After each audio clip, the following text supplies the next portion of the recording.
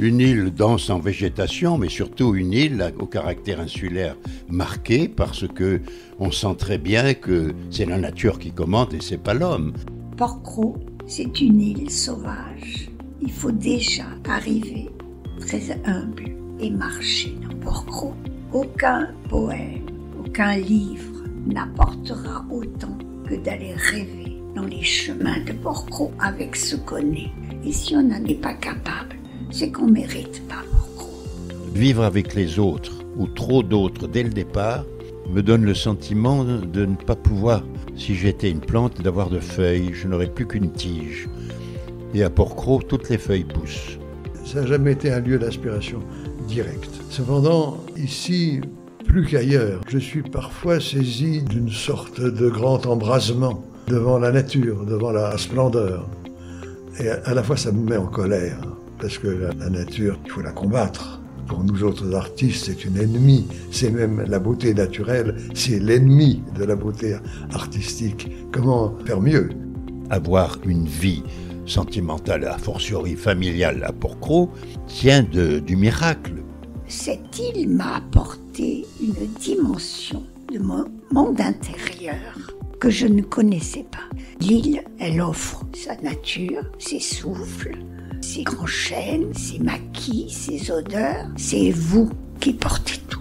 Vous recevez ou vous recevez pas. Tout est là. L'émerveillement, l'éblouissement de la nature, les baignades que j'ai fait quand j'avais 12-15 ans, où sans masque on ouvrait les yeux dans la mer et on voyait le fond. Je pourrais avoir des références culturelles, le manoir, la famille, les Henri. Non, plonger dans l'eau claire.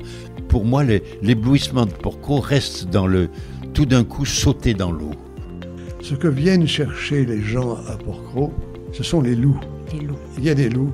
Et les gens sont habités par l'idée de trouver cette sauvagerie à Porquerolles. C'est cela, Porquerolles. C'est quand même un endroit très sauvage. C'est difficile de faire plus île que Porquerolles. Quelle est votre définition du porquerollien ? C'est comme un marron mûr, et il a des épines à l'extérieur et il est très bon à condition qu'on sache le cuisiner.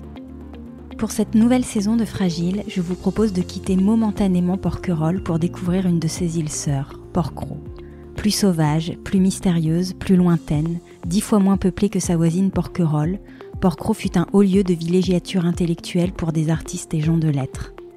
Dans l'esprit de l'île, magnifique ouvrage paru aux éditions Claire Pollan, Pierre Buffet, grande personnalité de Porquerolles, écrit « Ceux qui ont su s'implanter dans cette île avaient un supplément d'âme.